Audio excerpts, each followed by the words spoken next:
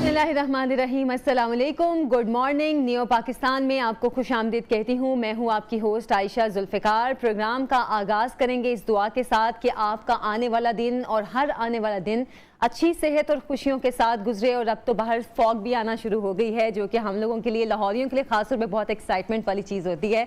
तो ये खुशी भी हम लोगों की ज़िंदगियों से ना जाए, क्योंकि फॉग का आना सर्दी के मौसम में ख़ास तौर पर ये बज़ाते खुद एक बहुत बड़ी एक्साइटमेंट भी है, एक बहुत बड़ी खुशी भी है हम सब के लिए। बहरहाल ये बातें तो चलती रहेंगी। आज के टॉपिक्स के हवाले से मैं आपको बताऊं, बहुत अहम खबरें हैं जो आपसे हम शेयर करने वाले हैं, क्योंकि गुज़श्ता कुछ दिनों में ऐसे वाक़यात हुए हैं जिन्हें हमने पहले अपने प्रोग्राम का हिस्सा नहीं बनाया, लेकिन आज उन ख़बरों को अपने प्रोग्राम का हिस्सा भी बनाने जा रहे हैं। साथ साथ उस पर हम डॉक्टर से भी बात करेंगे, इस पर भी मैं बात करूंगी कि वो क्या खबर है। लेकिन पहले आपको बताऊं कि पाकिस्तान ने वेस्ट इंडीज़ को शिकस्त दे दी है और अभी पाकिस्तान ने जो एक मैच जीता है, इस पर बात होगी। आपको मिलवाएंगे एक ऐसी लड़की से जो कि अपने वालिद की मदद कर रही हैं, उनके साथ मोबाइल शॉप पर बैठती हैं और किसी तरह भी लड़कों से कम नहीं है। उस लड़की से भी आपको मिलवाएंगे।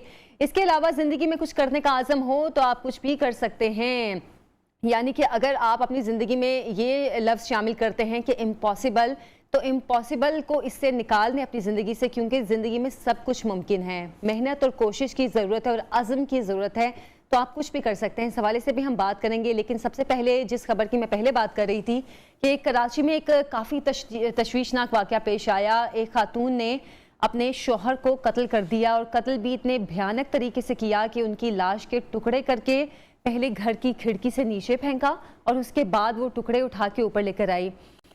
मतलब ऐसा सुनने में लगता है कि जैसे हम किसी फिल्म की स्टोरी सुना रहे हैं, लेकिन ये फिल्म की स्टोरी नहीं, ये हकीकत में ऐसा हुआ है। आप सबको यकीनन इस खबर के बारे में पता चल ही गया होगा, क्योंकि गुज़श्ता कुछ दिनों से ये टीवी पर भी चल रही है, ख़बरों में भी आ रही है। इस हवाले से थोड़ा सा मैं आपको बताना भी चाह रही हूँ कि जो खबर सामने आई है उसके मुताबिक कराची के इलाके सदर में 4 रोज़ कबल कत्ल किए गए शेख सुहेल के केस की तफ्तीश में सनसनीखेज इंकशाफात सामने आ रहे हैं। और तफ्तीशी हुकाम का ये कहना है कि शेख सुहेल और गिरफ्तार खातून रुबाब और फासमा ने 2013 में शादी की थी।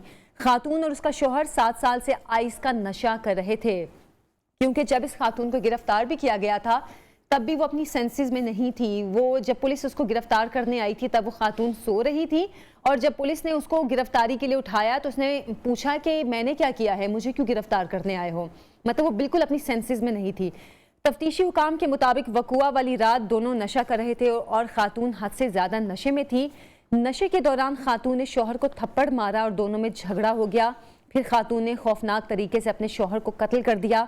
खातून ने इस हद तक नशा कर रखा था कि वो गिरफ्तारी के 2 रोज़ बाद तक नशे में थी, यानी कि जब उस खातून को गिरफ्तार कर लिया गया उसके 2 रोज़ बाद तक वो खातून उसी नशे के ज़ेर असर थी। और क्योंकि जो फुटेज भी सामने आई थी, जो वीडियो आई थी उस खातून की पुलिस की कस्टडी में, वो मुस्कुरा रही थी, वो हंस रही थी, ऐसे जैसे वो बिल्कुल बेपरवाह है, उसको कोई फिक्र नहीं, कोई परेशानी नहीं है। उसी से अंदाज़ा हो रहा था उसकी जहनी कंडीशन का। इस पर हम बात करेंगे। डॉक्टर वजाहत हमारे साथ हैं, माहिर नफ्सियात हैं।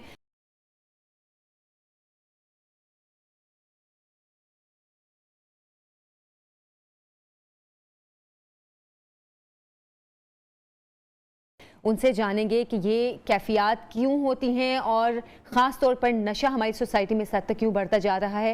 अस्सलाम वालेकुम डॉक्टर साहब। वालेकुम अस्सलाम। डॉक्टर साहब, सबसे पहले तो मैं इसी केस के हवाले से ही आपसे बात करना चाह रही थी कि हमारी सोसाइटी में नशा दिन ब दिन बहुत बढ़ता जा रहा है। हमने गुज़श्ता कुछ प्रोग्राम्स भी किए थे और उनमें भी हमने लोगों को ये बताया था कि ये अलार्मिंग सिचुएशन बनती जा रही है हमारी सोसाइटी के लिए, क्योंकि पहले दूसरे नशे होते थे, लेकिन गुज़श्ता कुछ सालों में आइस नशा बहुत हद तक हमारी सोसाइटी में सर्वाइव कर गया है। किस तरह देख रहे हैं आप मौजूदा सूरत हाल को कि आइस नशे से खातून ने अपने शोहर को कत्ल कर दिया? देखिए, इसमें 2-3 पहलू हैं जिसपे हम बात करेंगे। सबसे पहले तो मैं ये नौजवान नस्ल को हमेशा बताता हूँ, चाहे किसी कॉलेज में जाके बात करूँ या स्कूल पे, कि नशे की भी क्वालिटी जो है ना वो पाकिस्तान में इस कदर खराब है कि जान ले लेती है। और हमें ये टाइम हमें मोटिवेट करता है कि जब कोई चीज़ अच्छी नहीं आ रही और वैसे भी वो सेहत के लिए मुज़र है और क्वालिटी इतनी खराब है कि सडन डेथ्स होती हैं, तो फिर नशे से आदमी को दूर रहने के अलावा कोई और चॉइस बनती नहीं है। एक तो ये बात है कि आप जो नशा कर रहे हैं आपको ये भी नहीं पता कि वो क्या है, क्वालिटी क्या है और उससे आपके ज़हन पे और जिस्म पे क्या अचानक असरात मुरतब हो सकते हैं। एक तो ये बात है। दूसरा ये कि अगर कोई शख्स 8-9 साल से मुसलसल नशा कर रहा हो, खासतौर पे ड्रग्स कर रहा हो, तो हम्म उसका जो ज़हन होता है, उसका जो ब्रेन का मॉर्फोलॉजी है, उसका जो ब्रेन का स्ट्रक्चर है, वो 7 साल में बदल जाता है। और हम्म नॉर्मल इंसान की तरह ना वो सोचता है और नॉर्मल इंसान की तरह ना वो परखता है चीज़ों को, जिसको परसेप्शंस कहते हैं, कि सामने वाले को वो किस तरह परसीव कर रहा है। अब 7-8 साल जब आप नशा करेंगे, कोई भी शख्स नशा करेगा दिन-रात, एडिक्शन के तौर पे करेगा, तो क्या होगा कि उसके ज़हन के अंदर बहुत ही खतरनाक किस्म के डिल्यूजन्स आ सकते हैं, हम्म जिसको खराफात कहते हैं। जिसमें ये भी लग सकता है कि जो मेरे साथ रहता है, वो मेरा दुश्मन है। ये हम्म मेरे खिलाफ कोई प्लॉटिंग कर रहा है या ये मारने की कोशिश कर रहा है।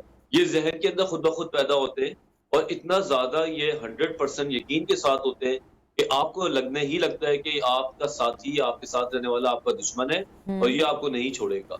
सही इसीलिए फिर आप अपने आप को बचाने के लिए सामने वाले को मारने की कोशिश करते हैं या मार ही देते हैं, जिसको हम्म पर्सिक्यूटरी डिल्यूजन्स भी कहते हैं। और आगे अगर आप ये नशे करते रहें, तो स्किज़ोफ्रेनिया एक बीमारी है जी नफ्सियाती, जी जो बिल्कुल बाकायदा हो जाती है, जिसमें कानों में आवाज़ें आती हैं, बेतहाशा आपको लगता है कि 2 लोग आपके खिलाफ बातें कर रहे हैं, 2 लोग आपके दुश्मन हो रहे हैं, या डिल्यूजन्स ऐसे आ रहे होते हैं कि अब तुम सामने वाले को ख़त्म कर दो वरना ये तुम्हें ख़त्म हम्म कर देगा, या तुम्हारे खिलाफ कोई प्लॉटिंग हो रही है।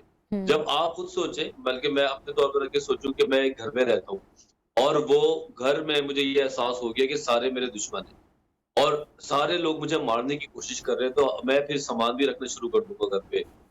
तेज धार आला या गन या कोई ऐसी चीज मैं ऑटोमेटिक रखना शुरू कर दूंगा, क्योंकि मुझे डर रहेगा कि कोई कर देगा। और फिर हम्म ये इसी कंटिन्यूटी में सामने वाले को मार देते हैं। जहाँ छोटी मोटी लड़ाइयाँ होती हैं, उन लड़ाइयों को ये ऐसे परसीव करते हैं जैसे कि अब ये मेरी जान ले लेगा या ये मेरे सही बहुत ज्यादा खिलाफ हो जाएगा। हम्म इस वजह से ऐसे लोग अमूमन मारते हैं। तीसरी वजह ये कि हो सकता है कि ऑलरेडी कोई नफ्सियाती मर्ज़ का शिकार और हमें वो पता ही ना हो, और वो उस नफ्सियाती मर्ज़ को ट्रिगर करे नशे की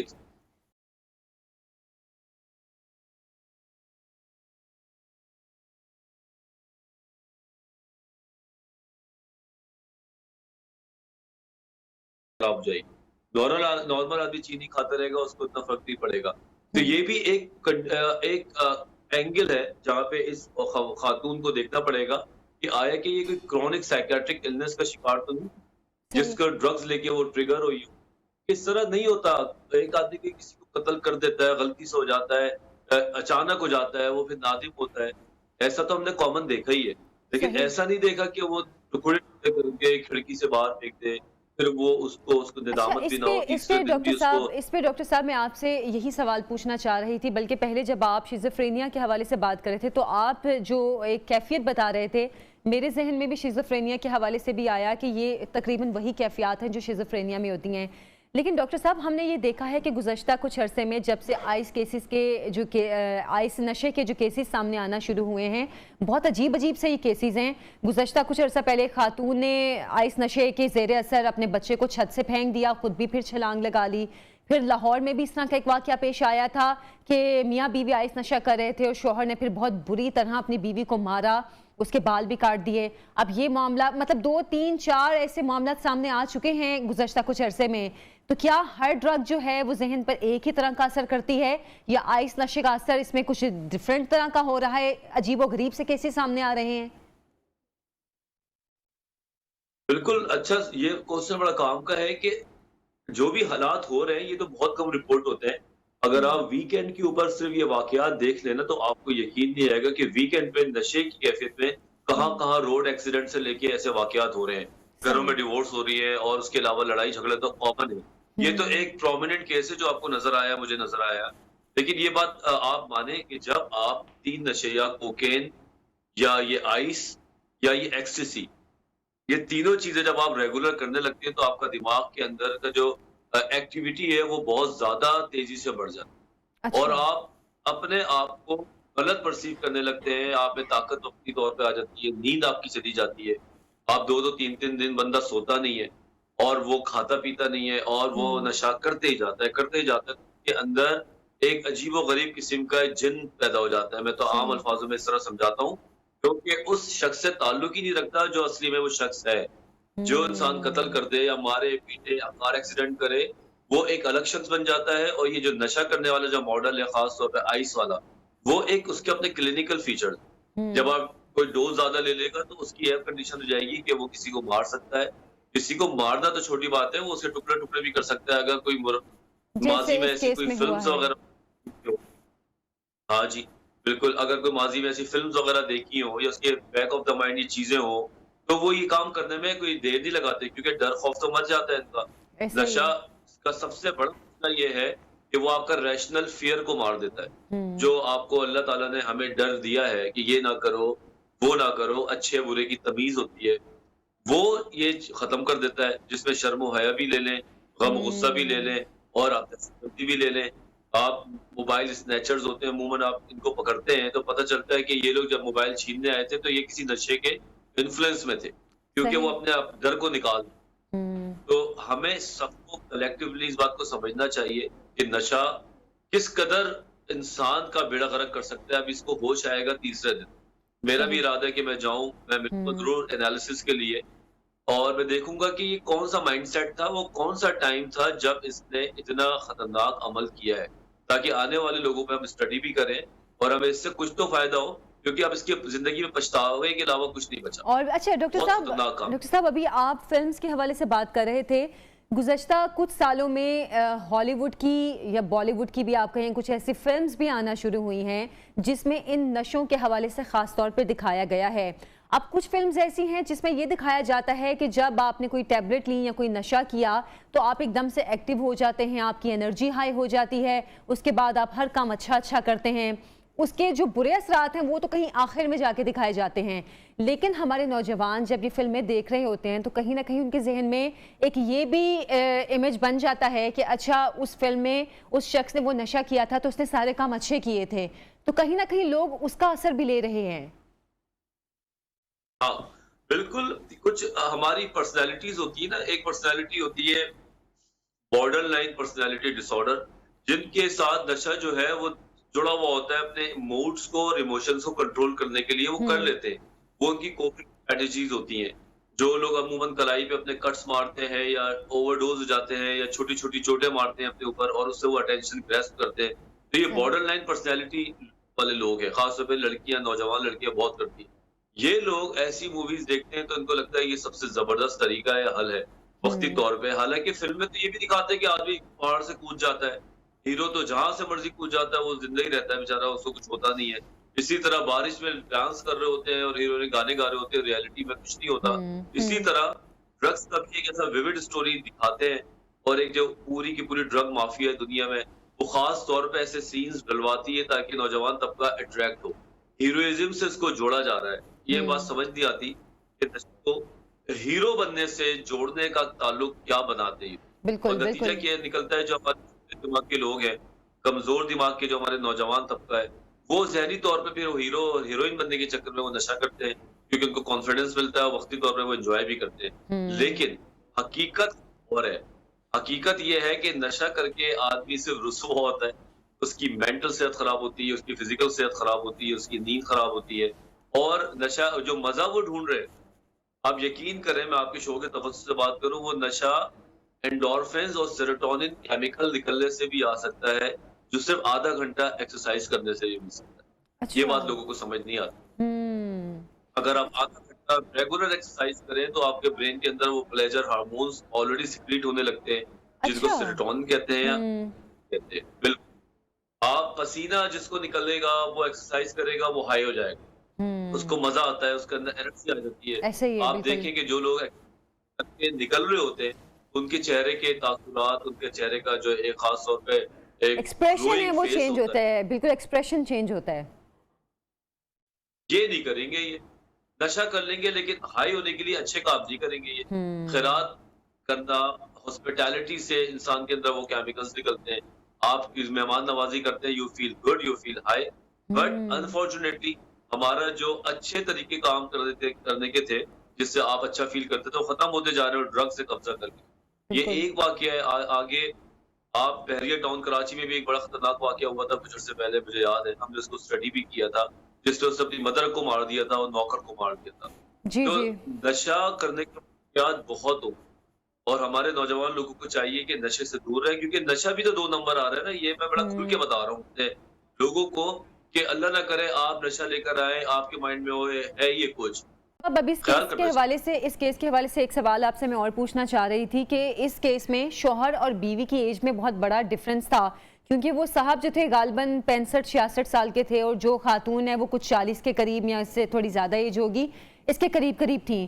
क्या जो एज का डिफरेंस था वो कहीं ना कहीं औरत के जहन में था? मतलब जब हम नशा करते हैं तो कहीं ना कहीं हमारे दिल का कोई पहले से ग्रज या कोई नफरत या कोई गुस्सा मौजूद होता है उस नशे की हालत में भी, जो कि जिस पे रिएक्ट कर जाते हैं, या कहना चाहिए कि वो गालिब आ जाता है आप पर नशे की हालत में?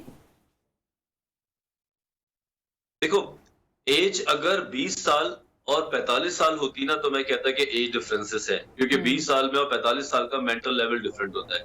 लेकिन एक 40 साल का और 60 साल का मेंटल लेवल जो है वो बहुत फर्क नहीं होता। अच्छा, ठीक वो है। दोनों मैच्योर होते हैं, समझदार होते हैं। एक इंसान अगर 40-42 का है और 60-65 का है, तो मैच्योरिटी दोनों में है। दोनों अपनी जिंदगी को गुजार चुके हैं, अच्छी तरीके से बिल्कुल, पुख्तगी है माइंड में। ये बिल्कुल। बात हो सकती है कि कोई ना कोई अंदर उनके ग्रीवेंस हो या कोई उनके रिजेंटमेंट्स हो, कोई लड़ाई झगड़ा मुस्तकिल हो और ये लोग मुस्तकिल लड़ते भी हो, हाथापाई भी होती रही हो। तो ये maybe that is not the first time, maybe it's been for long time, और इस दफा वो ज्यादा ही गरज गए, बरस गए। लेकिन एक बात ये हो सकती है कि ड्रग्स ज्यादा लेके दोनों के दिमाग उड़ जाते हो और सही। फिर वो लड़ने की आदत हो जाती है। देखा होगा ऐसे कपल्स हम्म। हमने देखे, तो और लड़ते रहते हैं, जिनकी आदत है, जिनकी सेंसिटिविटी खत्म हो जाती है। उनको जब आप कहते हैं कि भाई तुम लड़ो नहीं, तो कहते हैं कि बस ठीक है, हमारी दोस्ती हो गई खत्म। तो ये सेंसिटिविटी ठीक इनकी है। मर गई है। एक बार यानी ड्रग्स ले कि लेके इनको एक दूसरे सेंसिटिविटी भी खत्म हो गई है, हर किस्म के जज्बात और एहसासात नशे की हालत में खत्म हो जाते हैं। डॉक्टर साहब, डॉक्टर वजाहत, बहुत शुक्रिया आपके वक्त का। इसीलिए इस्लाम ने हर किस्म के नशे को हराम कहा है, क्योंकि इस्लाम में ये चीज़ें बहुत पहले से वाज़े हो चुकी हैं कि नशा चाहे कोई भी है। तब तो ये आइस नशे, इस तरह के नशे नहीं थे, लेकिन जो भी नशा था इस्लाम ने हर किस्म के नशे को हराम कहा है, क्योंकि इसमें आपकी तमाम सेंसेस जो हैं वो आउट हो जाती हैं। एक छोटी सी ब्रेक से वापस आएंगे, हमारे साथ रहिए। Dear Pakistan, dear Pakistan, dear Pakistan.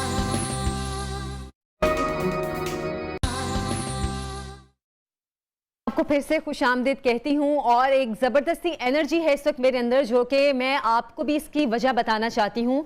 अभी एक मैं आपको डॉक्यूमेंट्री दिखाने जा रही हूँ, बहुत ज़बरदस्त डॉक्यूमेंट्री है, आपने मिस नहीं करनी है। और अगर आप मेरा शो देख रहे हैं तो आपके घर में जितने भी लोग हैं उन सबको इकट्ठा कर लें, क्योंकि ये डॉक्यूमेंट्री देखना हम सब के लिए बहुत ज़रूरी है। 1971 की जंग के हवाले से पाक फ़ज़ाइया की जानिब से डॉक्यूमेंट्री बनाई गई है, और जो असल हक़ाइक़ पर मबनी, जो असल हक़ाइक़ थे, जो असल वाक़यात थे, उन पर मबनी ये डॉक्यूमेंट्री बनाई गई है कि 1971 में पाक फ़ज़ाइया ने किस तरह दिफ़ाए वतन किया, किस तरह पाकिस्तान की फ़ज़ाई हुदूद का दिफ़ा किया, किस तरह पाक फ़ज़ाइया पेश रही उस जंग में। और इस डॉक्यूमेंट्री में तमाम हक़ाइक़ के हवाले से आगाह किया गया है। और जैसे कि मैं आपसे कह रही हूँ कि आप ये लाजमी देखें डॉक्यूमेंट्री, क्योंकि इसमें बहुत सारी इंफॉर्मेशन है, बहुत सी ऐसी चीज़ें हैं जो शायद हम लोगों को नहीं पता थी, जो शायद हम लोगों ने इससे पहले मिस कर दी हों। तो आप सब लाजमी बैठ के ये डॉक्यूमेंट्री देखें, 1971 की जंग के हवाले से है। आपको बताऊं कि पाक फ़ज़ाइया की जानिब से ये 1971 के हवाले से जो शहादत पाने वाले फ्लाइंग ऑफिसर नसीम निसार बेग शहीद तमग़ा जुर्रत को खिराज अक़ीदत पेश किया गया है इस डॉक्यूमेंट्री के जरिए। और तर्जुमान पाक फ़ज़ाइया के मुताबिक जंग के hero flying officer Naseem Nisar Baig शहीद के जंगी कारनामों पर यह मुख्तसर सी दौरानिए की डॉक्यूमेंट्री जो बनाई गई है, पाक फ़ज़ाइया के शोबा ताल्लुकात आमा की इजरा करदा दस्तावेजी फिल्म में कौम के बहादुर सपूत को ज़बरदस्त खिराज अक़ीदत पेश किया गया है। हम वैसे अपने तमाम जवानों को, अपने फ़ौजी जवानों को, चाहे वो फ़ज़ा के हैं, चाहे वो बरी फ़ौज के हैं, चाहे वो पाक फ़ौज के हैं, उनको हम खिराज अक़ीदत पेश करते हैं रोज़ाना की बुनियाद पर। लेकिन इस तरह की डॉक्यूमेंट्रीज़ की बहुत ज़रूरत होती है, क्योंकि हमें 1965 की जंग हो या 1971 की जंग हो, उसके हवाले से हमें पूरी इंफॉर्मेशन होना बहुत ज़रूरी है। तो जनाब, दस्तावेजी फिल्म में फ्लाइंग ऑफिसर नसीम निसार की बेमिसाल जुर्रत, पेशा वराना महारत और हरबी सलाहियतों को उजागर किया गया है कि किस तरह उन्होंने अपनी सलाहियतों से पाकिस्तान की उस वक्त जो फ़ज़ाई हदूद थी उनका दिफा किया। और तर्जुमान पाक फ़ज़ाई के मुताबिक फ्लाइंग ऑफिसर नसीम निसार बेग शहीद दिफाए वतन के लिए हमेशा सीना सपर रहे, और इसी दौरान, इस जंग के दौरान ही उन्होंने जामे शहादत भी नोश किया था। आए उनके कारनामों पर इस डॉक्यूमेंट्री के जरिए एक नजर डालते हैं। जबरदस्त बेहतरीन डॉक्यूमेंट्री और पाकिस्तानी कौम, क्या हम सब अपनी बड़ी बहरी और फजाई अफवाज को सलाम पेश करते हैं अपने प्रोग्राम के जरिए से भी। और पाकिस्तान जिंदाबाद, पाकिस्तान पाइंदाबाद, पाकिस्तान ऐसे ही सलामत रहे। ये हमारी अफवाज ही हैं जिसकी वजह से हम सुकून की नींद सोते हैं और सुकून से अपने तमाम मामलात को अंजाम देते हैं। एक ब्रेक पे अभी जाएंगे, ब्रेक से वापस आएंगे, आप कहीं मत जाइएगा। Neo Pakistan, Neo Pakistan, Neo Pakistan, Neo Pakistan. Welcome back. Programme में खुश आमदीद कहती हूँ आपको। और जनाब, क्रिकेट के हवाले से हमें कुछ अरसे से बड़ी अच्छी अच्छी खबरें आ रही हैं, चाहे वो T20 सीरीज़ में चले। पाकिस्तान अगर वर्ल्ड कप नहीं भी जीता था तो फिर भी पाकिस्तान की परफॉर्मेंस इतनी अच्छी थी कि एटलीस्ट सेमीफाइनल से ही हारे।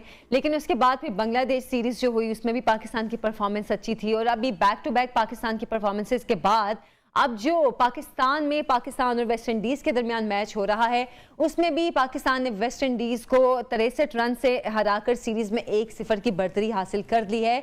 तो जैसे मैं कह रही थी कि बैक टू बैक पाकिस्तान की कामयाबियां, वो ऐसे थोड़ी सी परेशानी भी हो जाती है खुशी के साथ साथ, क्योंकि हम हमेशा अपनी टीम के हवाले से कहते थे कि कुछ अनप्रिडिक्टेबल है, लेकिन अब ऐसा लगता है कि टीम स्टेबल होती जा रही है, कुछ उनमें मैच्योरिटी आती जा रही है।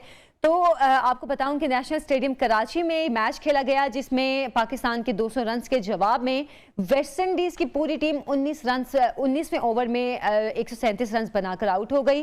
कराची के नेशनल स्टेडियम में खेले गए मैच में मेहमान टीम के कप्तान ने टॉस जीतकर पाकिस्तान को बैटिंग की दावत दी थी। अभी मैच के हवाले से हम बात करेंगे, सीनियर स्पोर्ट्स जर्नलिस्ट हैं अब्दुल माजिद भट्टी साहब। अस्सलाम वालेकुम अब्दुल माजिद भट्टी साहब। एक कैलेंडर ईयर में 13 मैचेस जीते, हालांकि अभी 2 मैच, एक आज मैच होना है शाम में, एक जुमेरात को है। तो अगर इंशाल्लाह ताला अल्लाह ने चाहा हम ये दोनों मैच जीत गए तो 15 मैचेस जीतने वाली पाकिस्तान दुनिया की पहली टीम बन जाएगी, अपने रिकॉर्ड को मजीद बेहतर कर देगी जी। और अगर बाबर आजम की कप्तानी को हम देखें तो 38 में से 23 मैच उनकी कप्तानी में जीते, बल्कि पिछले 11 में से 10 मैच पाकिस्तान ने जीते। तो देखिए, नई टीम है, कुछ पुराने प्लेयर्स भी, शोएब मलिक और Mohammad Hafeez T20 world cup में थे, लेकिन इस फॉर्मेट में मेरे ख्याल में ये फॉर्मेट कहते हैं कि शुरू पाकिस्तान से हुआ। वेस्ट इंडीज की टीम, मैं कल खुद नेशनल स्टेडियम में मौजूद था, जाहिर है पाकिस्तान वेस्ट इंडीज का कंपैरिजन नहीं है, उनके 3-4 जो बड़े प्लेयर्स हैं वो आए नहीं, फिर 3 प्लेयर्स का कोरोना टेस्ट पॉजिटिव आ गया कराची में। तो बिल्कुल एक वन साइडेड कल भी मैच हुआ।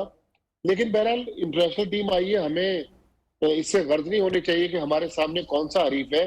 बस मेरा सिर्फ जो एक कंसर्न है कि चूंकि थोड़ी निस्बतन कमजोर हरीफ है, तो अब अगले 2 मैचों में अगर टीम मैनेजमेंट चाहे तो कुछ नए लड़कों को आजमा, बाहर बैठे हुए हमें ये भी पता चल जाए कि कौन सा लड़का कितने पानी में है।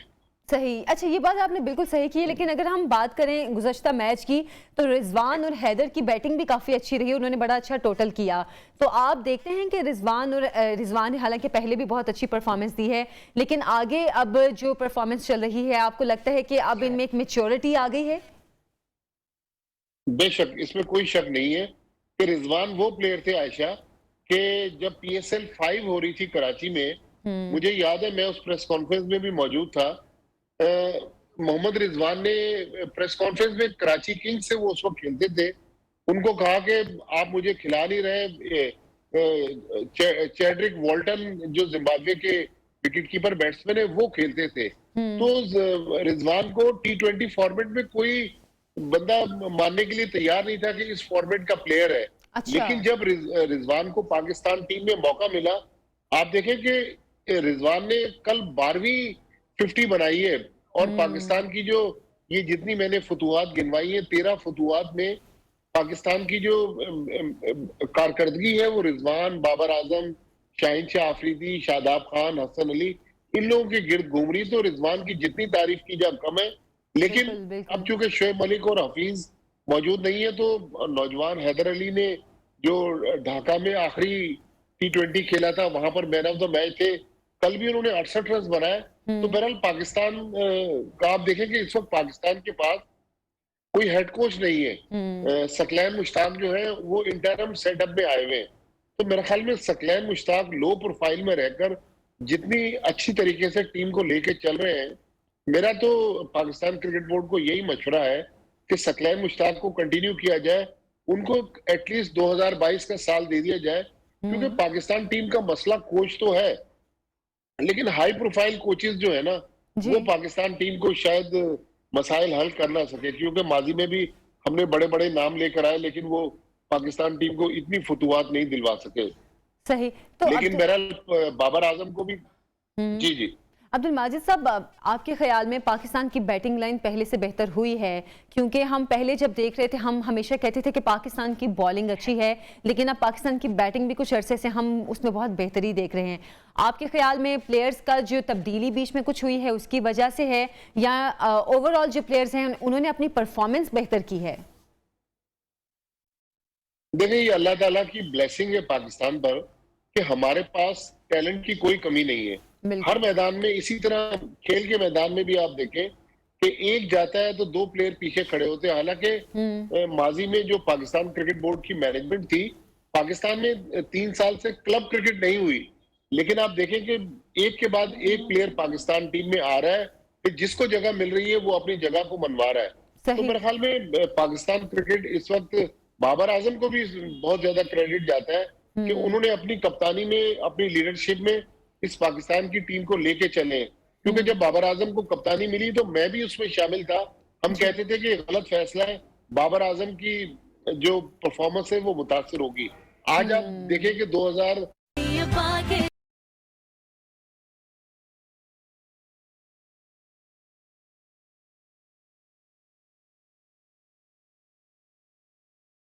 कहती हूँ नाज़िन, बेटियां माँ बाप का मान होती हैं, लेकिन हमारी सोसाइटी में कुछ ऐसे स्टीरियोटाइप्स बन गए हुए हैं कि हम लोगों को लगता है कि जो काम बेटे कर सकते हैं वो बेटियां नहीं कर सकती। बहुत सी चीज़ें ऐसी हैं कि अच्छा अगर दुकान पे खड़े होने वाला काम है, नहीं ये तो लड़कों का काम है, ये लड़के करेंगे, लड़की खड़ी होगी, लोग अजीब नज़रों से देखेंगे, ये होगा वो होगा। लेकिन बहुत से लोग ऐसे भी हैं इसी सोसाइटी में से जो पढ़े लिखी सोच के मालिक हैं, जो इन स्टीरियोटाइप्स को ब्रेक करते हैं, तोड़ते हैं और कहते हैं कि नहीं, अगर हमारे बेटे ये काम कर सकते हैं तो हमारी बेटियां क्यों नहीं कर सकती। ये वीडियो भी आप साथ साथ देख रहे होंगे और आप समझ गए होंगे मैं किस बारे में बात कर रही हूँ जनाब। तो मैं खदीजा के हवाले से बात कर रही हूँ, जो कि अपने वालिद के साथ उनकी मोबाइल शॉप पर उनके साथ काम करती हैं, वहाँ पर खड़ी होकर मोबाइल की खरीदो फरोख्त भी करती हैं, साथ ही साथ जो मोबाइल के सॉफ्टवेयर का काम है वो भी बहुत अच्छी तरह जानती हैं कि क्या सॉफ्टवेयर में किस तरह इंस्टॉल करना है, क्या करना है। मुझे तो खैर नहीं पता इन बातों का, लेकिन खदीजा को पता है। तो खदीजा से हम जानते हैं, साथ से खदीजा के वालिद साहब मोहम्मद रेहान साहब भी हमारे साथ मौजूद हैं, उनको प्रोग्राम में खुशामदीद कहती हूँ। अस्सलाम वालेकुम। कैसे हैं आप दोनों? अल्हम्दुलिल्लाह। खदीजा, पहले आप बताएं, ये वही मैं बात करी थी स्टीरियोटाइप की कि हमारी सोसाइटी में इन चीज़ों को बहुत अजीब समझा जाता है, मायूब समझा जाता है।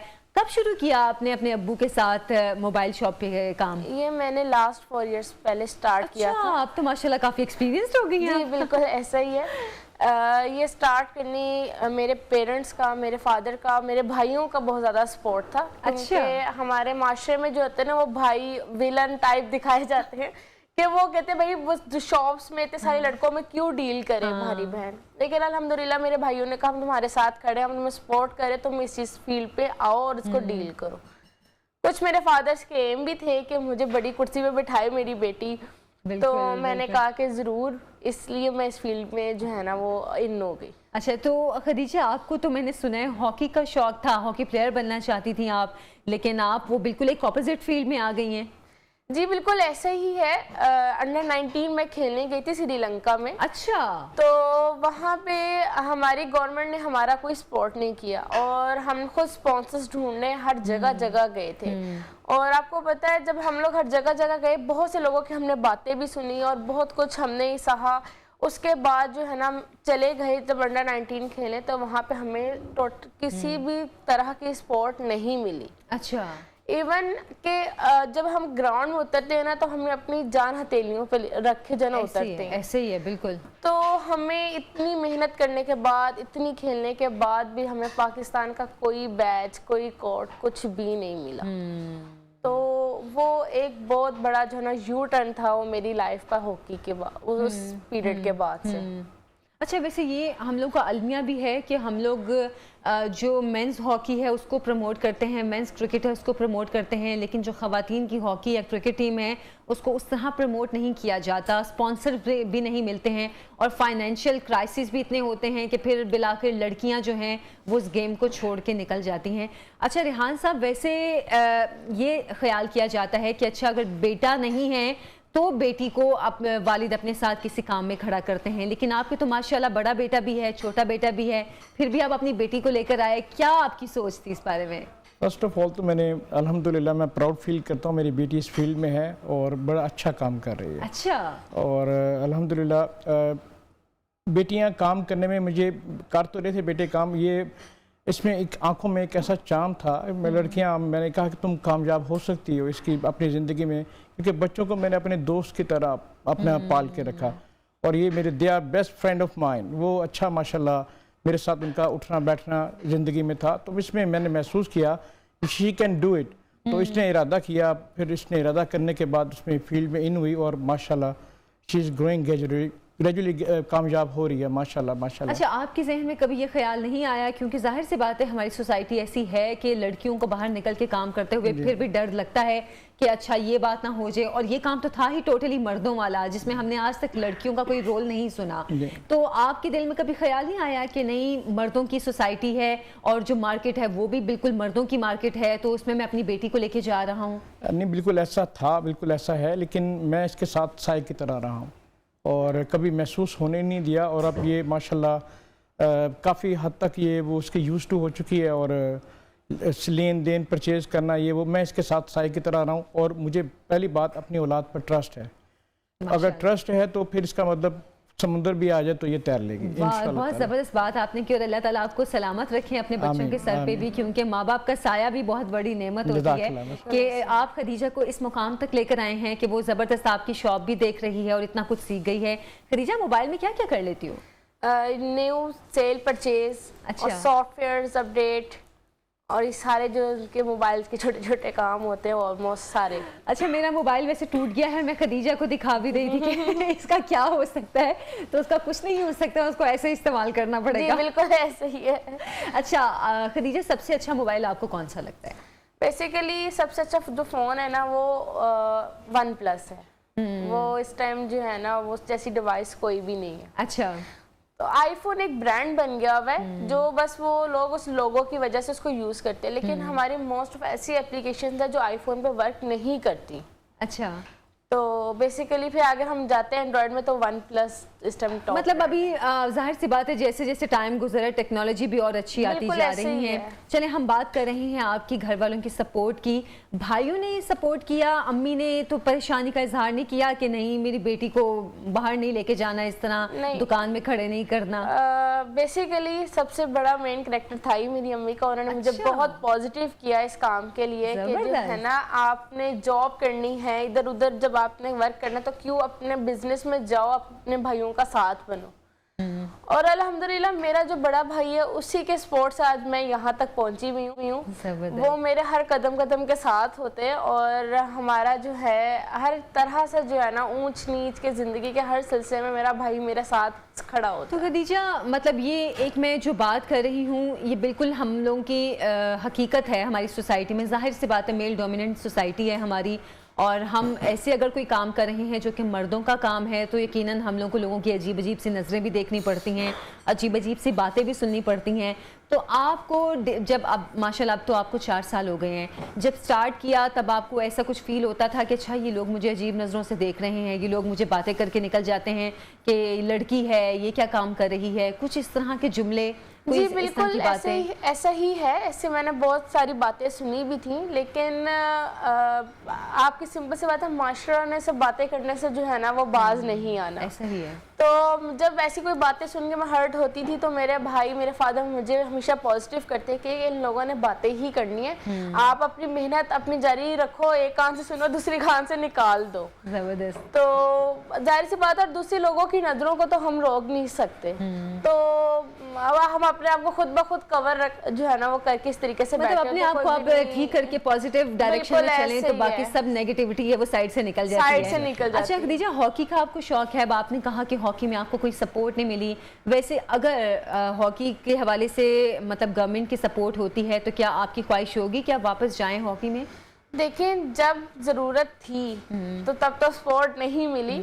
वही एक जो है ना दिल में एक बंदा हर्ट एक चीज से हो चुका होता है तो वापस उसकी तरफ नहीं मतलब जाता आपको हूँ। ख्वाहिश नहीं है कि आप वापस हॉकी में जाएं? देखिए, ख्वाहिश है लेकिन आप अब एक फील्ड चेंज कर चुके हैं। मैं अब इस फील्ड में इतनी ग्रोथ अपने आप की कर चुकी हूँ कि मैं फिर उस फील्ड की तरफ वापस यू टर्न नहीं लूंगी। रेहान साहब, आप माशाल्लाह इतने पढ़े लिखे खुद भी हैं, आपकी क्या ख्वाहिश थी कि आपके बच्चे क्या बने? क्योंकि अब आपकी बेटी आपके साथ है और आपके बाकी भी बच्चे, आप बता रहे थे कि वो कोई सॉफ्टवेयर इंजीनियर है, आपका बेटा भी। Exactly. आपकी ख्वाहिश क्या थी कि आपके बच्चे क्या बने? मेरी ख्वाहिश हर माँ बाप की तरह एक पॉजिटिव और एक बहुत अच्छा मुकाम हासिल करें, माशरे में ऊंचा जाएं, और उसमें मैं अल्हम्दुलिल्लाह सेटिस्फाइड हूँ।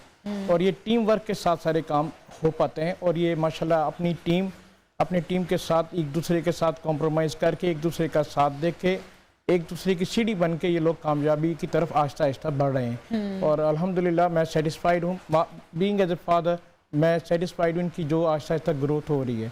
अच्छा, फैमिली वालों ने बातें नहीं की आपको कि आप क्या अपनी बेटी को अपनी शॉप पर ले गए हैं? ऐसा कोई, लड़कियां काम तो करती हैं ना, हर जगह पे जाती हैं, लड़की तो चांद पे भी चली गई है अल्हम्दुलिल्लाह। तो फिर ये भी काम एक ऐसा ही है जो अपना था, बिल्कुल। तो अपने काम को अगर वो 4 चांद लगाएगी तो फिर सोने पे सुहागा है। और आप हलाल काम कोई करें, हलाल काम कमाई करें, उसमें शर्म मेरा ख्याल है कोई बिल्कुल नहीं होनी चाहिए। काम करने में कोई हर्ज नहीं है, आप काम करें जहाँ पे भी जाएं, लेकिन आप जब आप में सेल्फ कॉन्फिडेंस हो तो नोबडी कैन आपको कोई टच नहीं कर सकता। अच्छा, आप क्या देखते हैं कि आप फ्यूचर में अपनी बेटी को किस मुकाम पर देखते हैं? अभी तो माशाल्लाह आपने खदीजा को इतना कुछ सिखा दिया है, मोबाइल की तमाम डिटेल सिखा दी हैं, तो क्या देखते हैं आपकी बेटी किस मुकाम पर हो? बेटा बहुत ऊंचे मुकाम पे देखना चाह रहा हूँ इंशाल्लाह। इंशाल्लाह। तो कोई इस हवाले से आपने कोई प्लानिंग भी की है कि आप खदीजा को कोई काम, कोई कारोबार इस तरह का शुरू करवा के देंगे? ये कारोबार इन्हीं का ही है, एक ड्रीम मोबाइल्स के नाम से जो मैंने बनाया है, और जो प्रोजेक्ट है उसमें खदीजा और हैदर, माशाल्लाह मेरा बेटा तीसरा हमजा, ये तीनों इसके मालिक हैं। अच्छा। और जैसे चाहें ये इसको अच्छे तरीके से पॉजिटिवली बस आगे ले जाएं, और कुछ साथ सपोर्ट लोगों की, कोई इन्वेस्टर्स आ जाएं, कुछ काम को आहिस्ता आहिस्ता, ये ज़रूरत होती है चीज़ों की, तो आहिस्ता आहिस्ता ये लोग इंशाल्लाह ताला ये जैसे जा रहे हैं दे विल गेट समथिंग इंशाल्लाह अच्छा ताला। खदीजा, आपको पॉकेट मनी मिलती है या सैलरी मिलती है?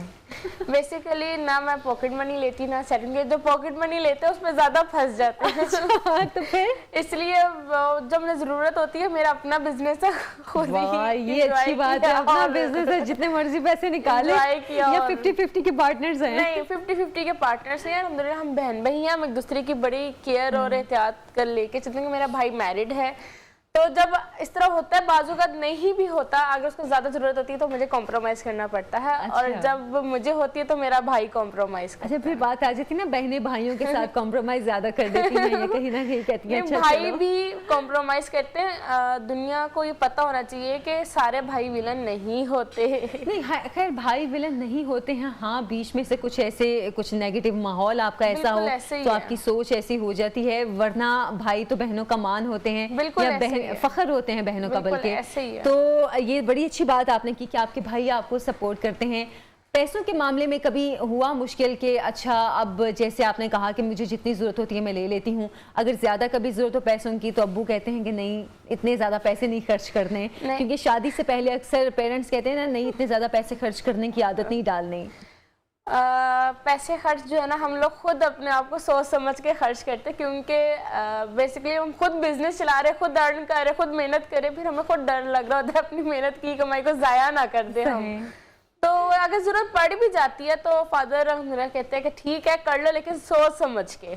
अच्छा खदीजा, कभी ऐसा हुआ है कि कोई मोबाइल ठीक होने आया हो और आपसे उसका सिस्टम समझ में ना आया, वो मोबाइल ख़राब हो गया हो, या फिर ऐसा हुआ कि कोई आपको मोबाइल बेचने आया हो तो फ्रॉड कर गया हो, अच्छी चीज़ कह के आपको ख़राब चीज़ बेच गया हो और आपको समझ ना आई हो कि अच्छा ये कैसे हो गया मेरे साथ, या किसी ने आके झगड़ा किया हो कि आपने मेरा नुकसान कर दिया है, कभी ऐसा हुआ? देखिए, ये फील्ड इसी तरह की है कि इसमें थोड़ा बहुत ऊंच नीच चलता रहता है। अगर जरूरत पड़ी भी जाती है तो फादर मेरा कहते हैं कि ठीक है कर लो, लेकिन सोच समझ के। लेकिन अल्हम्दुलिल्लाह हमारे पास जो वैसे हमने चीज़ सेल भी की होती है वो A1 होती है, A+ होती है और वारंटीज में होती है, हमें इस चीज़ का डर नहीं भी होता। और जब हमें कोई सेल करने आता है तो हम चेक तो अपनी तरह से हर तसल्ली में करते हैं, लेकिन आपको पता ही है कि मोबाइल 5-10 मिनट्स या 15 मिनट्स में चेक नहीं होता। तो कोई दरमियान में ऐसा ऊंच नीच हो भी जाता है, फिर हमें उस चीज़ को फौरी तौर पर कवर करना होता है ताकि हम आगे अपना कोई कस्टमर को दें तो वो सेटिस्फाइड होके जाए, वो चीज़ वापस ना आ जाए। साहब, आपने कभी खदीजा को डांटा है कि तुमने ये काम गलत कर दिया, ये मोबाइल का काम तुमने कैसे कर दिया, खराब कर दिया? नहीं, एक आध दफ़ा चांस हुआ, वो जस्ट वो गाइडेंस के तौर पे डांटा होगा। आई मीन वैसे नहीं कि भी हाँ भी तुमने को सबसे मैंने बच्चों को सबक सिखाया था, बेटा ये जो कस्टमर आता है ये हमारे लिए बायस रहमत है। बिल्कुल ये बिल्कुल। हमें रिस्क दे के जाता है, जो अल्लाह ताला ने एक सबब बनाया हुआ है। ये आपने इसको अखलाक के ज़रिए प्यार से इनको डील करना है, इनको मतलब कि मुकम्मल सेटिस्फाई घर में करके देना है। बेसिकली बिजनेस को ऐसा समझें कि हमारा फैमिली बिजनेस है। जितना कैप्चर कर सकेंगे आप फैमिली को, उतना ही आपका जिंदगी में उतना ही ताल्लुकात अच्छे बनेंगे, ऐसे ही है, और ऐसे ही है। आप बिजनेस को आप अप्रोच जितना कर अच्छा सकेंगे। काम किसी को देंगे उतने ही लोगों के आपके साथ मामलात भी अच्छे होंगे। Exactly, बहुत ऐसे ही शुक्रिया है। रेहान साहब, आप आए हमारे जज़ाकल्लाह। प्रोग्राम में, और खदीजा आपका बहुत शुक्रिया।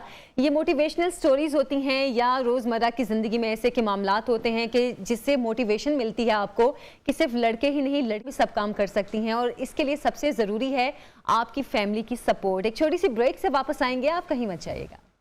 Neo Pakistan, Neo Pakistan, Neo Pakistan. Welcome back. Programme में आपको फिर से खुशामदीद कहती हूँ। नाज़रीन, ज़िंदगी में तरक्की करना, आगे बढ़ना हर इंसान की ख्वाहिश भी होती है, लेकिन ये हर इंसान का हक भी है। आप मेहनत करें, कोशिश करें, ये अज़्म हो आप में, तो आप यकीनन कहीं ना कहीं कोई ना कोई मुकाम ऐसा होता है ज़िंदगी का, या कहना चाहिए कि कोई ना कोई वक्त ऐसा होता है जो आपके हक में जा रहा होता है और आपको आगे ले जाने का बायस भी बनता है। हम अगर ख़वातीन की बात करें तो अभी ब्रेक से पहले भी मैंने आपको एक खातून से मिलवाया, एक बच्ची से मिलवाया, खदीजा से, जो कि वो काम कर रही हैं जो हमारी सोसाइटी में सिर्फ मर्दों के लिए समझा जाता है कि सिर्फ मर्द ये काम कर सकते हैं, मोबाइल शॉप का। लेकिन अब बहुत से ऐसे काम हैं जो कि ख़वातीन भी आगे बढ़ के कर रही हैं। हालात हो, चाहे ये वक्त की ज़रूरत है या कोई ऐसे मामलात हों, ये हर इंसान की ख्वाहिश है कि वो आगे बढ़े, अपना खुद का कमाए। तो जनाब, आज मैं आपको प्रोग्राम में अभी मिलवाने जा रही हूँ ऐसी खातून से जिन्होंने इस्लामाबाद में अपना ढाबा लगाया है, और वो ढाबा उनका बहुत ज़बरदस्त भी चल रहा है। साथ ही साथ वो खुद तो अच्छा काम कर रही हैं, लेकिन उनकी ये सोच भी है कि ख़वातीन को मज़ीद आगे लाने के लिए भी वो कोशिश कर सकें, लोगों की वो मदद भी कर रही हैं। आमरा हमारे साथ मौजूद हैं। अस्सलाम वालेकुम आमरा, प्रोग्राम में आपको खुशामदीद कहती हूँ। वालेकुम अस्सलाम, आप कैसी हैं? ठीक है, मैं ठीक हूँ अल्हम्दुलिल्लाह। आमरा, आप ढाबा चला रही हैं इस्लामाबाद में, सबसे पहले बताएं कैसे ख्याल आया आपको कि ढाबा शुरू करें? क्योंकि जैसे मैं अभी बात कर रही थी कि मोबाइल शॉप जो है हमारे जहन में होता है कि सिर्फ मर्द ही ये काम कर सकते हैं, उसी तरह ढाबा या इस तरह का रेस्टोरेंट कोई होता है वो भी हम लोगों की सोच होती है अच्छा सिर्फ मर्द ही कर सकते हैं। आपको कैसे ख्याल आया? एक्चुअली मैंने एनजीओ में मैंने काम किया है, तकरीबन 10-11 साल मैंने मुख्तलिफ एनजीओ में काम किया, और अच्छा। स्पेशली देहातों में किया, और यानी कि नीलम से लेकर कराची तक मैंने तमाम जगहों पे काम किया। तो मैंने बहुत सारी ऐसी ख़वातीन देखी जिनको आप सपोर्ट भी करते थे, मुख्तलिफ अदारे जो हैं वो सपोर्ट करते थे, लेकिन वो ना बिल्कुल बस मंथ के एंड पे मतलब यही होता था उनका कि वो देखें महीने के एंड पे आ रहा है, कुछ आएगा तो वो अपने बच्चों का पेट पालेंगे। और इस तरह के बहुत सारे केसेस हैं। हमने वहाँ पे मुख्तलिफ एनजीओ के थ्रू हमने उनको ख़वातीन को शॉप्स भी बना के दी, पोल्ट्री के छोटे छोटे बिजनेस दिए, तो लेकिन वो करती थी, लेकिन वो वहाँ पे वही बात है कि माशरे में एक्सेप्टेंस नहीं है, तो उनके लिए बड़ा मुश्किल होता था। तो वो उसी एक सर्कल को देखते देखते मैंने ये डिसीजन किया कि मैं भी एक ढाबा खोलूँगी। लेकिन मैं भी ज़ाहिर है इसी माशरे का हिस्सा हूँ, तो मैं भी सोचती थी, लेकिन उसको इम्प्लीमेंट करते करते बहुत टाइम लगा। लेकिन तकरीबन 8 मंथ पहले मैंने बस फाइनली डिसीजन कर लिया कि बस अब नौकरी नहीं करनी और मैं इसको चलाती हूँ। और स्टार्ट में मैंने ये किया कि मैंने कहा चलो नौकरी को भी साथ कंटिन्यू करती हूँ, पता नहीं चलेगा या नहीं चलेगा, तो फिर मैंने ये किया कि मैंने ढाबे को ओपन किया और साथ में मैंने जॉब भी जारी रखी। अच्छा। लेकिन जब काम बहुत ज़्यादा बढ़ गया और चलना मुझे लग रहा था, तो फिर मेरे लिए मैनेज करना मुश्किल हो रहा था, तो फिर मैंने जॉब छोड़ दी। और मेरी अच्छी जॉब थी अल्हम्दुलिल्लाह, बहुत अच्छी सैलरी थी। तो सब मुझे कहते थे कि तुम इतनी अच्छी जॉब छोड़ के आके ढाबा लगा के बैठ गई हो, बहुत अजीब बात है ये वो। लेकिन मैं मुतमईन थी, मुझे था कि अगर मुझे अपने ढाबे से अगर 50,000 भी बचत होती है तो मेरे लिए बहुत है, क्योंकि मैं यहाँ पे किसी की मुलाजम नहीं, अपना काम खुद कर रही हूँ। तो मैंने अपने ढाबे पे वेटरी भी की, सर्विंग भी की, कुकिंग भी की, मतलब कर रही हूँ अभी तक, क्योंकि डे फर्स्ट में मैंने किसी को भी नहीं रखा था। अभी तो माशाल्लाह मेरे साथ 5-6 मुलाजिम है जो मेरे साथ काम करते हैं, मेरी हेल्प करते हैं, क्योंकि अभी जाहिर है काम इतना है और आपको पता है ये लड़की थक जाती है। हाँ। तो नहीं, लड़की क्या, लड़के भी थक जाते हैं, जाहिर सी बात है, ज्यादा काम अपनी फितरत से ज्यादा काम कोई भी करे तो वो थक जाता है। तो आमरा, कितना अरसा हो गया आपको ढाबा चलाते हुए, और शुरू का रिस्पांस कैसा था लोगों का और अभी रिस्पांस कैसा है? शुरू का तो बहुत ज्यादा इशू, घर वालों ने भी कहा कि ये तुमने क्या काम पकड़ लिया है, ये वो, इवन के मेरे अपने भाई ने कहा कि नहीं नहीं मैं खुद चलाता हूँ, ये तुम क्या कर रही हो। मैंने कहा नहीं, यहाँ पे सिर्फ खवातीन का ढाबा है, यहाँ पे कोई मर्द आएगा ही नहीं, घर से तो बिल्कुल भी नहीं आएगा। अच्छा, तो फिर मैंने अपनी सिस्टर, जी जी, तो हाँ, मैंने कहा इधर और मेरे भाई बहुत बनने वाले, मैंने कहा कोई भी, मतलब आप घर पे रहो। अलबत्ता मैंने अपनी छोटी सिस्टर को साथ रखा, मैंने कहा आप जो है मेरे साथ हेल्प करो, अकाउंट्स आप देखो, मैनेजमेंट सारी मैं देखती हूँ। मतलब आपने पूरा एक सिस्टम बनाया है कि अकाउंट्स का भी सिस्टम चलेगा, मैनेजमेंट का सिस्टम भी चलेगा और बाकी सर्विंग या ये दीगर मामलात भी साथ साथ चलेंगे। तो कितने लोग आप लोग हैं जो कि मिलकर सारा काम चला रहे हैं? अभी हम तकरीबन 5 लोग हैं मेरे साथ। अच्छा। जी, 4 लड़के हैं और मुझे, और मतलब मिला के तकरीबन 5 लोग हैं हम। अच्छा अच्छा, तो आमरा क्या क्या आप लोग सर्व करते हैं? मतलब किस किस्म का ढाबा बनाया आपने? क्योंकि एक तो होता है ना कि खाने पीने का, रोटी सालन या दाल चावल का लोग ढाबा बना लेते हैं। जी जी, असल में मैं खुद, जी जी, मैं खुद कश्मीरी हूँ, तो मेरा यही है कि मैं कश्मीरी कल्चर को थोड़ा सा, जो कश्मीरी खाना है वो भी उसको इन करूँ। अभी कश्मीरी चाय स्टार्ट की है और लोबिया चावल जो मेन हमारा आइटम है। मटका चाय, चाय सारी किस्म की चाय है, लेकिन मटका चाय और कश्मीरी चाय जो है ये बहुत ज़्यादा सेल होती है, बहुत ज़्यादा लोग पसंद करते हैं। आजकल सर्दियाँ हैं, सौगात भी है और वो ज़रा होती भी है। और कश्मीरी चाय स्पेशली, मेरे खुद कश्मीरी हूँ तो हम प्रॉपर वो एक 5-6 घंटे पका के तो वैसे बना के देते हैं। अच्छा, वैसे मैं भी बहुत अच्छी कश्मीरी चाय बनाती हूँ, लेकिन वो आपके ढाबे पे नहीं लगा सकती। चले कभी मौका मिला तो आपके ढाबे से कश्मीरी चाय जरूर पीऊंगी मैं। अच्छा आमरा, ये बताइएगा कि आप अपने काम के जरिए लोगों की मदद किस तरह करती हैं?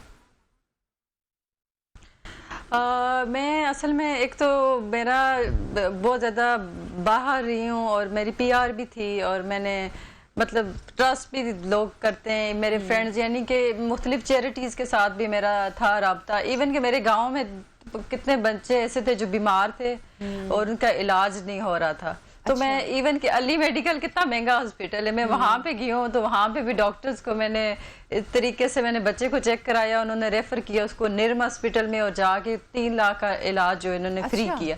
मतलब इस तरह के बहुत सारे केसेस, एक केस नहीं है। और इसके अलावा कुछ और भी इस तरह के अदारे हैं जिनके साथ मेरा है, जिनको, जो गरीब जो लोग हैं उनके मैंने मंथली बेसिस पे राशन वगैरह लगाए हुए हैं। अच्छा। यानी कि हर महीने उनको एक 8-10 हज़ार या 15,000 के साथ काम किया है, तो अब अपनी PR के जरिए लोगों की इस तरह मदद करती रहती हैं। आमरा, चले आपके ढाबे के हवाले से ही हम बात कर लेते हैं। वैसे कहा जाता है कि खाने पकाने में खवातीन ज्यादा साफ सुथरी होती हैं, सफाई सुथराई का कितना ख्याल रखते हैं आप लोग? बहुत ज़्यादा ख्याल रखती हूँ। मैंने तो अपने बिल्कुल, मैं सर पे खड़ी होती हूँ, मैं खुद भी लगी होती हूँ, मैं उनको ग्लव्स वगैरह पहना के सही तरीके से, मैंने कहा सफाई पे कोई कॉम्प्रोमाइज़ नहीं। देखिए, अच्छा खाना खाएंगे, जितनी सफाई वो नज़र आती है, आप जब सफाई रखेंगे तो वो नज़र आती है। तो सफाई बहुत ज़रूरी है। और आजकल तो आपको पता है कोरोना इतनी बुरी डिजीज़ चल रही है, तो इसमें तो बहुत ज़्यादा ख्याल रखना चाहिए, और मैं तो कोशिश करती हूँ कि जितना हो सके मैं रखती हूँ। आमरा, हम अगर वही बात अभी आपने शुरू में की कि ज़ाहिर है आप भी सोसाइटी का हिस्सा हैं, लोगों का रिएक्शन भी आता है, घर वालों का रिस्पांस एक अपनी जगह था, लेकिन एक खातून का ढाबा लगाना, हमारे आसपास के जो मर्द हैं उनका रिस्पांस बहुत एकदम से अजीब सा आता है कि अच्छा ये खातून ढाबा लगा रही है। आपको किस किस्म की कुछ तनकीद का सामना करना पड़ा, या लोगों का कोई सख्त रिएक्शन देखना पड़ा, या फिर अगर ये कहें कि लोग कहते थे कि नहीं हम इस खातून के ढाबे पे नहीं जाएंगे, कुछ ऐसी सिचुएशंस कभी देखनी पड़ी? नहीं, ढाबे पे जाने वाली की तो बात नहीं है, लेकिन डेफिनेटली जाहिर सी बात है, मैं भी इस माशरे का हिस्सा हूँ। मैंने भी बहुत सारी मुश्किलात देखी। आते थे कुछ लोग ऐसे ग्रुप में कह देते थे, हाँ अब ये देखो ना, अब इस लड़की ने शुरू कर दिया, बस अब इसने कर दिया है, अब मतलब लड़कियों को। अब कितने लोग ऐसे होते थे, वो किसी और ज़बान में भी बात कर रहे थे, मुझे समझ आ रही थी, यानी कि लड़कियों का काम है घर बैठना, ये करना नहीं। तो कुछ ऐसे मुख्तलिफ इवन के वो जो मांगने वाली माफियां हैं, उनके थ्रू पैगामात और ये चीज। हमारे प्रोग्राम के थ्रू आमरा, आप लड़कियों को क्या पैगाम देना चाहेंगी कि अपना कारोबार कितना अच्छा एक कदम है और कितना ज़रूरी भी है? अब ख़वातीन के लिए तो मेरा स्पेशली यही पैगाम है कि आएँ, आगे बढ़ें, डरे मत, क्योंकि डर के आगे जीत है। थोड़ा मुश्किल होगा, लेकिन ये कि अपना काम स्टार्ट करें। लोगों के आगे हाथ फैलाने से बेहतर है कि आप अपना काम करें। अल्लाह पाक बरकत भी देता है। आप कोई भी छोटा बिजनेस करें, बड़ा करें, तो मेरा तो यही है। तो मेरा तो स्पेशली मकसद ही वुमेन एम्पावरमेंट है, लोग लड़कियों के लिए स्पेशली के वो भी आके मुझे देखें, आके मैं यहाँ पे बर्तन भी धो रही होती हूँ, मैं बना भी रही होती हूँ, मैं सब सारा काम मैं खुद कर रही होती हूँ और मुझे बिल्कुल कोई आर नहीं है कि जो मेहनत है ये कहीं ना कहीं आपके लिए राहत का बाइस भी बनेगी। हमारी दुआएं भी आपके साथ हैं कि आप मजीद तरक्की करें। बहुत शुक्रिया आमरा, आप हमारे प्रोग्राम में तशरीफ लाई हैं। अब एक छोटी सी ब्रेक से वापस आएंगे, आप हमारे साथ रहिए। रूह अफ़ज़ा के किचन से आपको खुश आमदीद कहती हूँ। आज किचन से बड़ी अच्छी अच्छी खुशबुएं उठ रही हैं। तो पहले अनम से बात करती हूँ। कैसी है अनम? बिल्कुल ठीक आयशा, आप कैसी हैं? मैं ठीक हूँ। बहुत खुशबुएं उठ रही हैं। आज खुशबुएं आ रही है ना। आज हम बेसिकली रूह अफ़ज़ा के किचन में बनाने जा रहे हैं चिकन ब्रोस्ट बनाया है। आसान तरीके से है, इतना कोई मुश्किल काम में है तो हमेशा यही कैसे बनाया, क्योंकि आप तो बना के हमें दिखा रही हैं। बेसिकली क्योंकि इसकी मैरिनेशन होती है। चिकन था, इसके अंदर तकरीबन 1 से 1.5 किलो चिकन था। कढ़ाई कट पीसेस जो है उसको थोड़ा छोटे पीसेस में मैंने करवा लिए थे। अगर 12 पीसेस है तो उनको मैंने 14-15 में कन्वर्ट करवा दिया था। उसके बाद इसके अंदर मैदा गया है, इसमें कॉर्नफ्लावर है, इसमें नमक है, इसमें कुटी हुई लाल मिर्चें हैं, इसमें मैंने थोड़े से तिल ऐड किए हैं और उसके बाद जो है इसमें 1 अंडा ऐड करके नमक डाला है और कुटी हुई लाल मिर्च और थोड़ा सा चिकन पाउडर डालकर इसकी मैरिनेशन के लिए सारी मैरिनेशन कर। अच्छा, आपने घर में मैरिनेशन जो है तकरीबन 2 से 3 घंटे के लिए, या अगर हो सके तो 5 घंटे के लिए भी रख सकते हैं। अच्छा। रखने के बाद आपने क्या करना है कि लाइट गरम, मतलब कहते हैं ना लो फ्लेम पे आपने ऑयल को मीडियम हीट पे गरम कर लेना। उसमें आपको चिकन डाल देना, डाल के थोड़ी देर कुक करना है, थोड़ी तेज आंच के ऊपर। उसके बाद आपने ढक देना है। ढकने के बाद जो है आपने उसको कुक करना है जब तक चिकन बिल्कुल अच्छी तरीके से टेंडर ना हो जाए और ऊपर वाली बेस क्रिस्पी ना हो जाए, तब तक आपने इसको फ्राई करते रहना है। देख भी सकते आप ये देख रही है कि ये फ्राई हुआ है और इसके ऊपर वाली जो कोटिंग है वो बिल्कुल क्रिस्पी है। अच्छा, और इसमें जो है रोस्ट का मतलब ये होता है बिल्कुल लाइट कोटिंग वाला। ये बिल्कुल ही लाइट कोटिंग है। उसको मैंने फ्राइज के साथ सर्व किया। केंटकी चिकन में और ये ब्रोस्ट में ये बहुत डिफरेंस है, बहुत। उसके अंदर जो है सिंपल मैरिनेशन के अंदर सिर्फ मैदे में आप चिकन को डस्ट करते हैं, दैट्स इट। इसके अंदर हमने डायरेक्टली कोटिंग करके पानी के साथ उसको मटेरियल को पतला किया है ताकि वो हमारे चिकन के साथ जो है बिल्कुल चिपक जाए। जब वो चिपक जाएगा तो वो फिर इजीली जो है वो, क्योंकि कॉर्नफ्लावर क्या करता है, स्टिक करता है, वो चिकन से उतरने नहीं देता बैटर को, तो वो जो है इजीली फ्राइंग करने में इजी रहता है। और इसके साथ जो है बहुत अच्छा सा जबरदस्त इसकी लुक भी है। इसके साथ जो है आप मिंट सॉस रखें और मैंने इसके साथ जो है स्वीट चिली सॉस बनाई है। सिंपल चिली गार्लिक सॉस है, इसमें थोड़ी सी केचप है और स्वीट चिली सॉस को मिक्स करके नमक और काली मिर्च डालकर जो है सॉस रेडी कर ली। साथ में फ्राइज है। इसके साथ बेशक आप बन सर्व कर दे, वो जो छोटे पाव बन होते हैं, डिनर रोल्स जिसे कहा जाता है, वो डिनर रोल्स आप इसके साथ सर्व करें, या ब्रेड चाहें तो ब्रेड भी इंजॉय कर सकते हैं। तो अच्छा, वैसे घर में कोई अगर छोटा सा फंक्शन है, छोटा सा गेट टुगेदर है, तो इस तरह की चीजें बहुत जबरदस्त। हाँ जी बिल्कुल। हाई टी अगर आपके घर में है, स्पेशली अगर आपने हाई टी का अरेंज किया है या अगर डिनर भी किया है, कुछ ड्राई आइटम बनाना चाह रहे हैं, तो ये बड़े जबरदस्त ऑप्शन है। और इसके साथ जो है आप कोई भी हमदर्द के रूह अफ़ज़ा के साथ कोई भी ड्रिंक बना सकते हैं। मैंने इतनी ड्रिंक्स दिखाई हैं।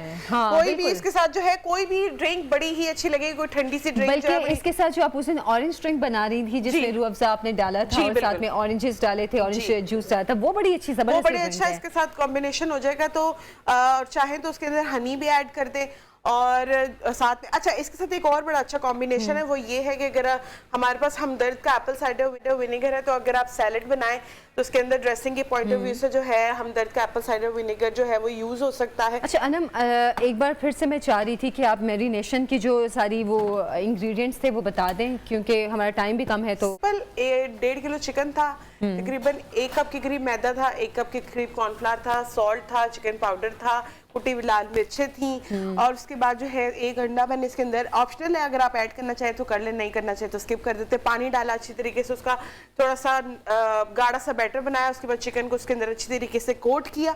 कोट करने के बाद उसको डीप फ्राई करना है, शैलो फ्राई बिल्कुल भी नहीं करना। और डाइट वाले लोग जो है वो जरा इससे दूर ही रहें। डाइट वाले लोग इससे दूर रहे। प्रोग्राम का वक्त भी खत्म हो गया है, कल हाजिर होंगे नए प्रोग्राम के साथ। हमें दीजिए इजाजत, अल्लाह हाफिज। Neo Pakistan.